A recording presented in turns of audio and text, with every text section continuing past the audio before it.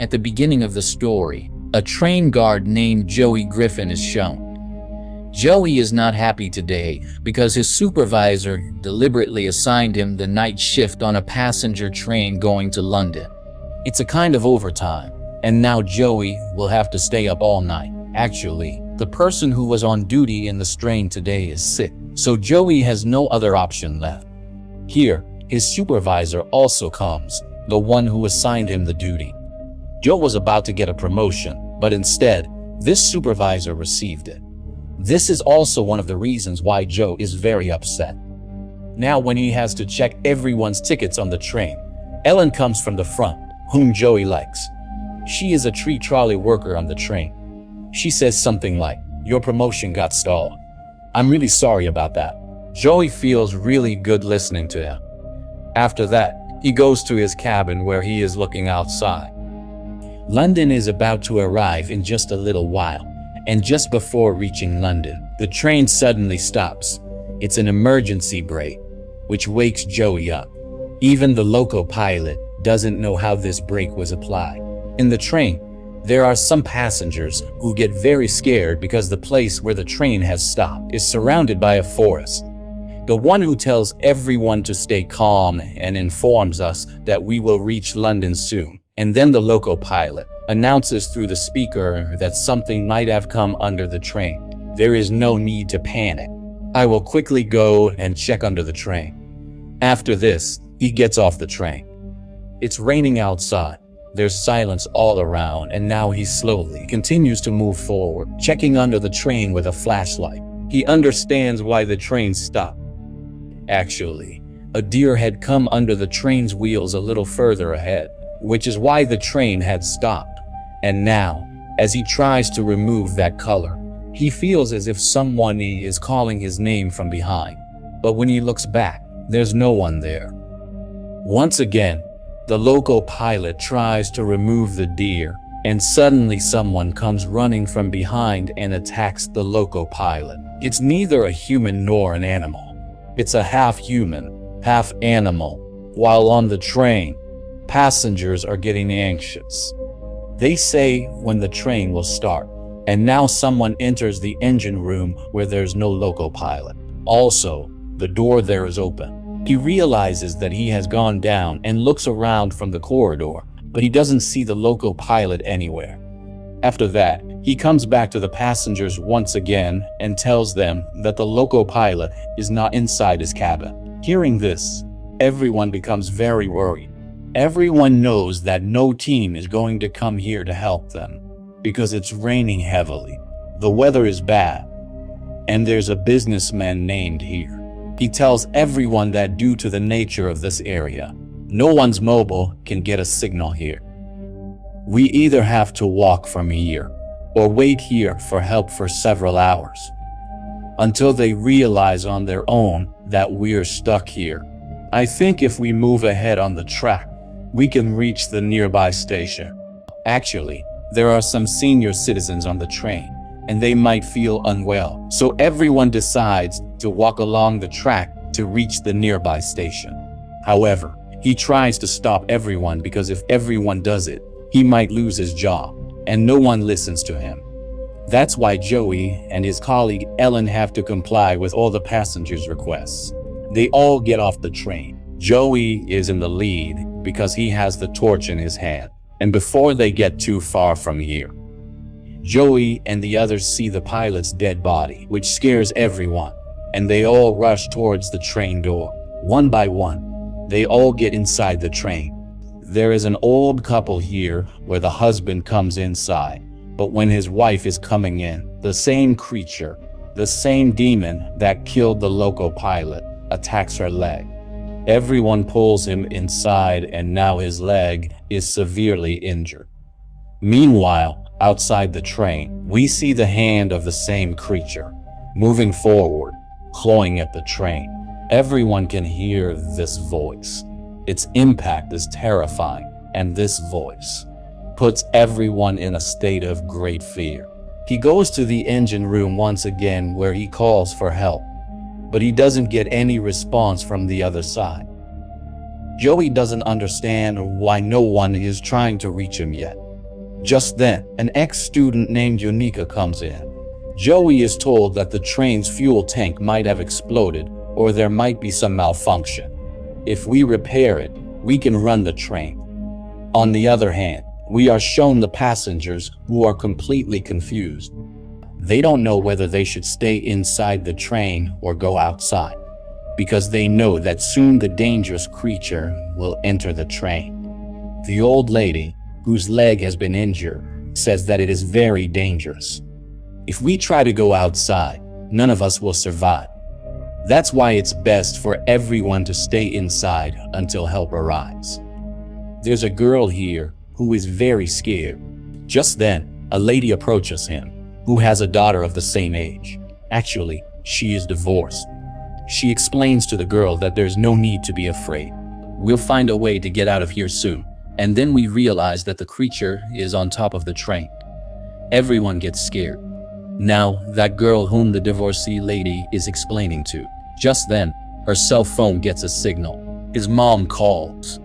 Actually, while the creature was roaming around, it accidentally hit the antenna with its foot, which was already broken, causing no mobile signals to come through. But now, because of its foot hitting it, signals started coming to this girl's mobile. She goes near the window and tries to respond to her mom's conversation. But then the creature breaks the window and takes the girl with him in front of everyone, which means the creature has killed one more person. They all decide that they will seal the cabin from the inside. They also keep all the weapons around them. So if the creature attacks them, they can attack back. Together, they completely secure the windows. There is also a football player with them who is drunk, and now he goes to the washroom, separating himself from the others. The person goes to the toilet door and tells him to come out, but the door is jammed. Then he tears open the train's roof and takes him along. This is his third victim. He has killed 3 people. Joe, who has seen everything with his own eyes, gets very scared, and now that creature wants to attack him too. Joe escapes from there to save his life. The creature follows him. Ellen comes in front of it, and when Ellen sees that terrifying creature, she is completely stunned, and before the creature attacks and takes her with it, the one who pulls him saves his life. It's the first time they've all seen that. Actually, it's a werewolf who wants to kill them all. But all of them had decided earlier that if the catcher came inside, they would all attack him together.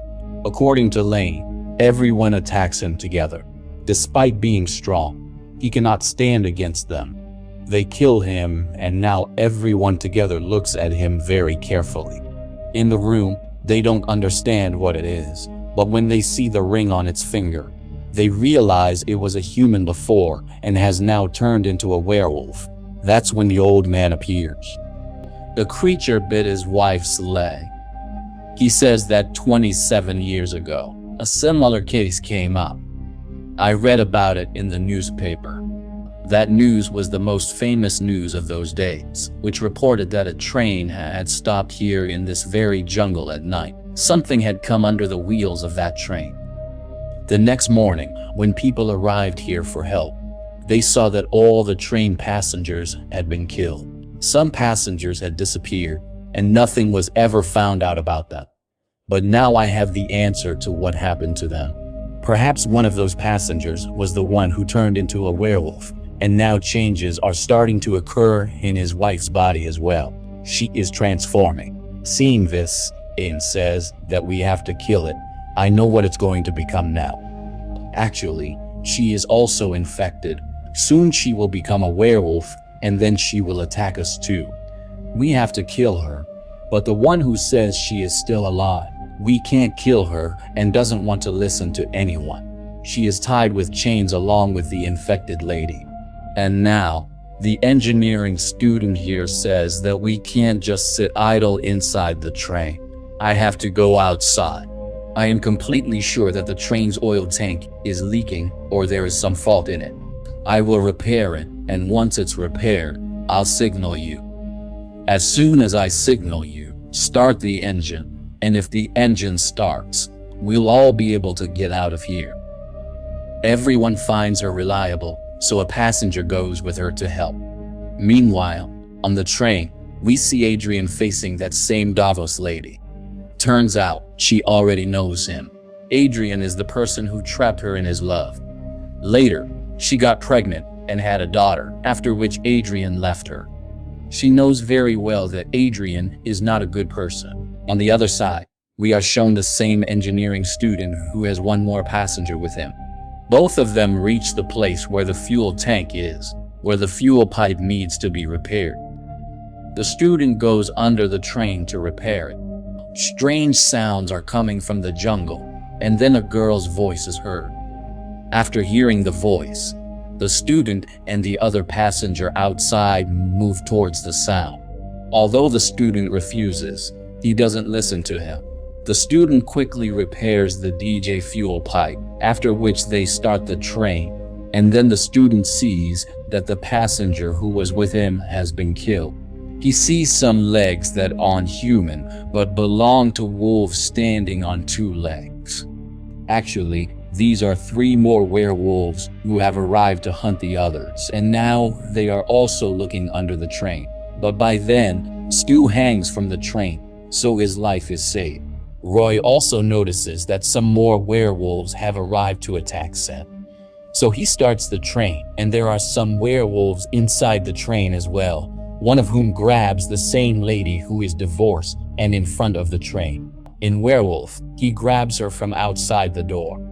Adrian, being very selfish, throws the lady off the train to save his own life. Along with that, the lady's wife, who was bitten by the werewolf, now she has completely transformed into a werewolf. She is moving forward to attack Adrian, and by then Joy comes from behind and kills that lady. Jay finds out that Aiden deliberately pushed the dice lady off the train to save his own life. He attacks Adrian, and Adrian is no less formidable. He attacks from above and leaves Alan in this compartment.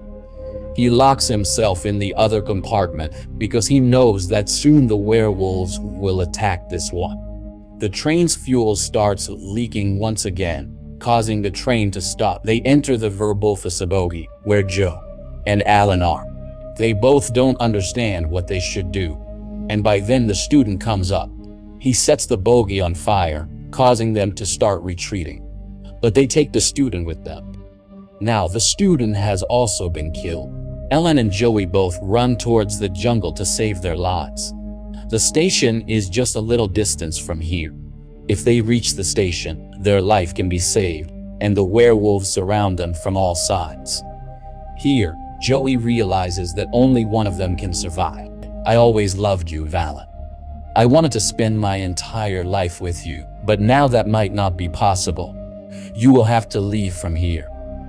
Ellen doesn't want to leave him, but she has to go from here when he forces her.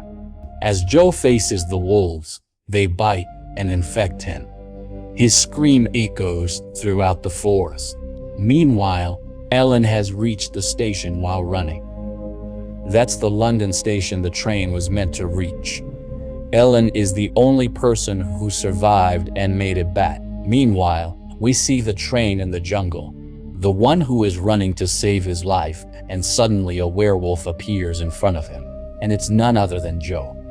The one who has fully turned into a werewolf attacks the train and kills it. And with this, the film story ends here.